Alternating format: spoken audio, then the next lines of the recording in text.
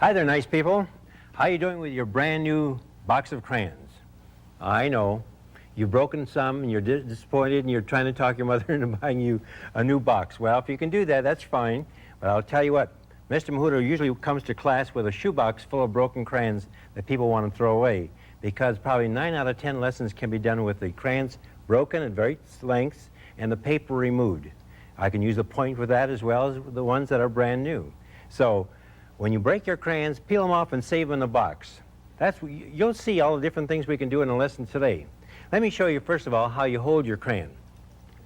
If I take hold of the crayon now, once in a while I watch someone grab it this way, it won't work, all right?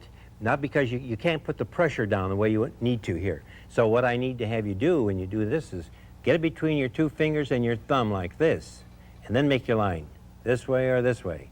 Now you watch all the things I can do by doing that. I'll put my crayon down on a piece of paper, straight up and down, right on its side, get a hold of it, and pull it down, and who says I can't make a straight line? All right? Now, depending on the size of your crayon, if I put my crayon sideways here, again, thumb in the middle, and pull down the paper, there you can see the wide line.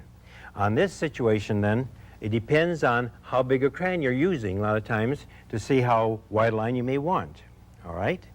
Now I come to a stroke that's real pretty, and that's where I put the crayon down, up and down the same way before, but as I pull it down the paper, I'm going to twist my wrist and straighten it out. You'll see as I do this now. Press heavily, and by the way, in case when it comes time to do this for you, you may want to stand up so you can press a little harder. See that twist?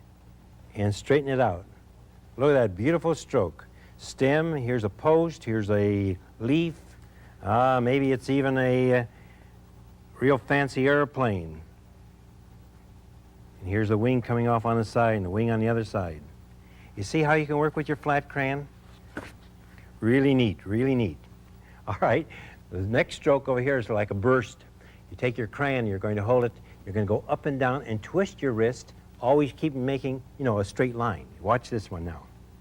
Up and down, twist, twist, twist. See that? Now, I don't want you, when you practice your stroke, to turn your paper, because it's very important. A lot of times you're working on a mural in some place and you just can't turn that whole mural around. So I want you to get in the habit of doing this with your hand that way. All right, looks like fireworks, I know, or some flowers. Here's one now that's called scalloping. I go up skinny, pull along sideways this way. Oops, I just broke my crayon in half as I'm holding. I'm really squeezing onto it. Okay. Then you see that's a scalloping. I keep going all the way around. Yes, it does look like a heart.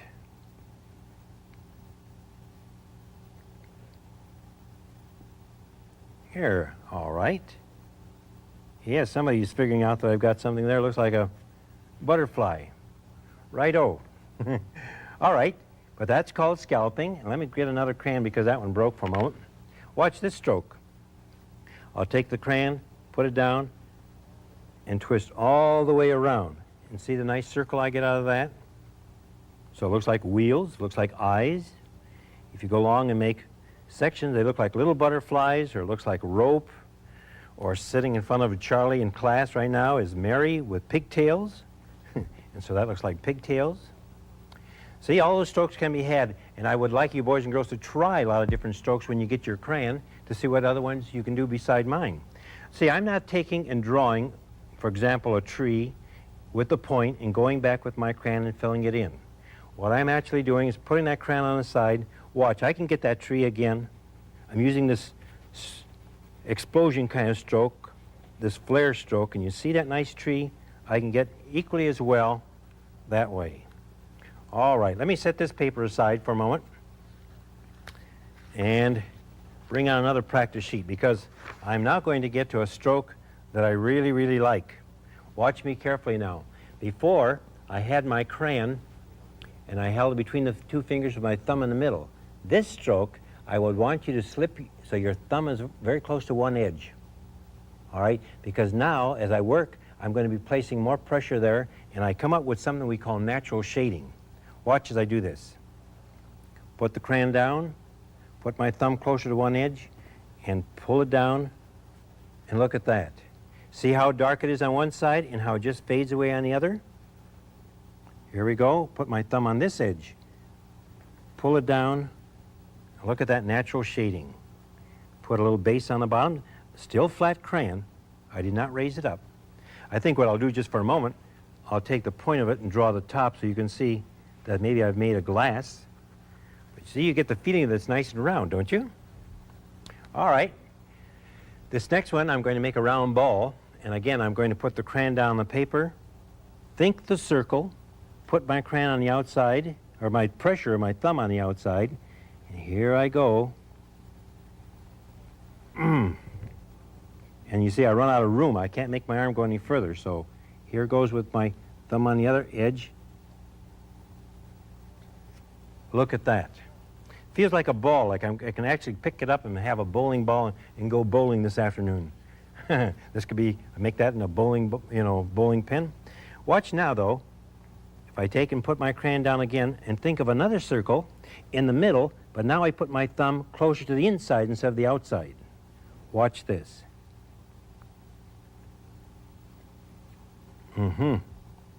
Ooh, isn't that neat? Neato. Look at that. I've got a donut. This is the highlight, and it looks like it's round. There's a shadow in here and a shadow here. Glass of milk and a donut. Boy, is that neat. That's a stroke I would want you to practice anytime. Now, there's a lot of different things you could make with that. I put my thumb on the outside over here like this, and look at this. If I'm making a spaceship or something, natural shading. See the form of it? Windows on the side. Maybe this could be a jet airplane with wings going back. I get my tail up here, you see? Any number of different things that can be done with that particular stroke. Side flat crayon. Using your crayon right on the side can give you a lot of pictures. All right, now let's say that I go ahead and start to do my regular picture I want to do. Going to do a bowl of fruit, but you could choose any picture you may want to do. And if you'd like to, as you get started, you may use a pencil, but use it very lightly, all right, so that you don't see the marks. Actually, when I make it, you probably won't even see my marks. I'll get the large bowl of fruit here and get the shape of it. The only thing I worry about sometime with you working with your pencil, first of all, you think that when you start to work with your crayons, if you go off the line, you made a mistake. And I don't want you to worry about that. All right, here I go. Put my crayon down on the paper, pressure on the outside part, press down. See how that looks? Yes, I know that when you do it, if you wish, you may stand up so you can press a little heavier with your crayons. All right, there it is. I'm not going to do anything with the top for just a moment because I am going to show you some technique called overlapping. All right, there's a little stand here.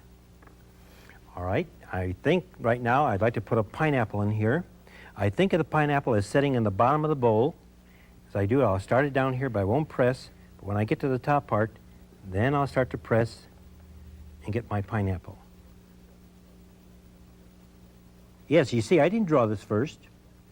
No, I did the bowl to get myself started. You feel that that's right down inside the bowl? All right. And now some leaves. Here I go with some light green. Here's some leaves coming up over here.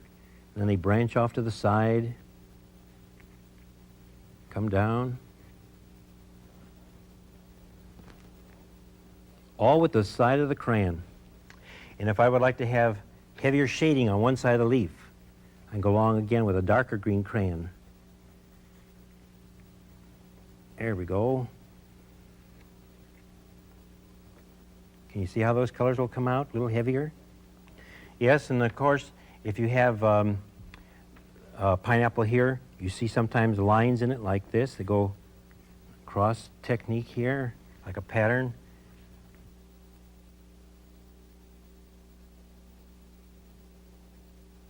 I can do some more shading on that.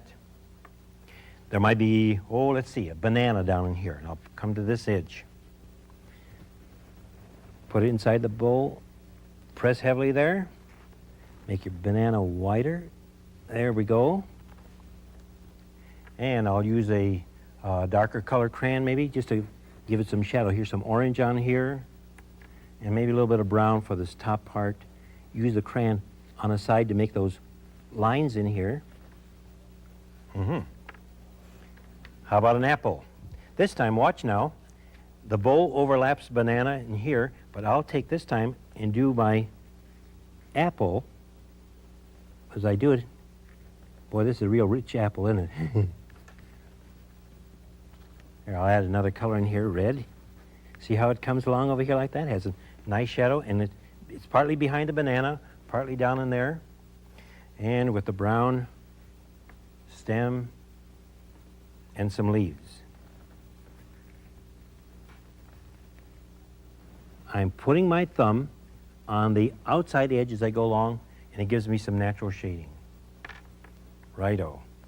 Behind here also is an orange. I can only see part of it. See how I get what we call overlap? All right, let's see. Because I have the bowl like this, I'm going to come along here now and make some grapes or cherries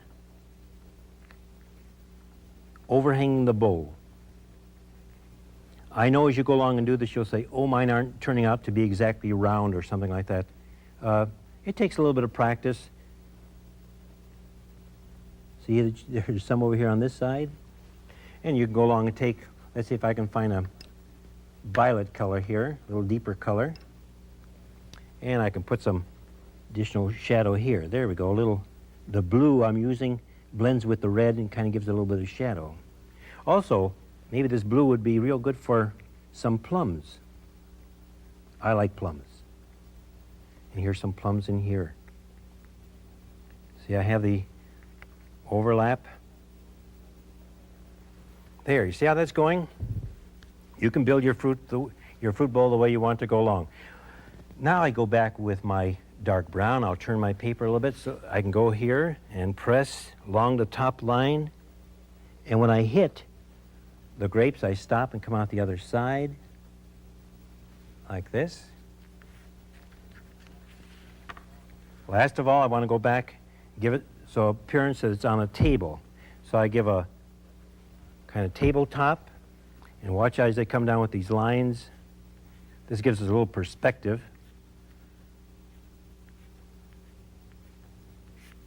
Hey, and some lines across here. Now you choose your own picture, whatever you may want to do. So I can go along in here now and fill in some of these areas to make it look like a checkered tablecloth. I'm using the side of my crayon, people, and look at the nice picture I can get. By the way, all these practice strokes are shown in our art guide. And as you open up your book, you'll see your teacher will have this, or it'll be in your school. All the practice strokes are there and what materials to have, and it'll refresh your memory as to how the lesson ought to be done. Well, there we have it, flat crayon drawing. I hope you'll enjoy doing your picture as well, okay? We'll see you again next time. How about it?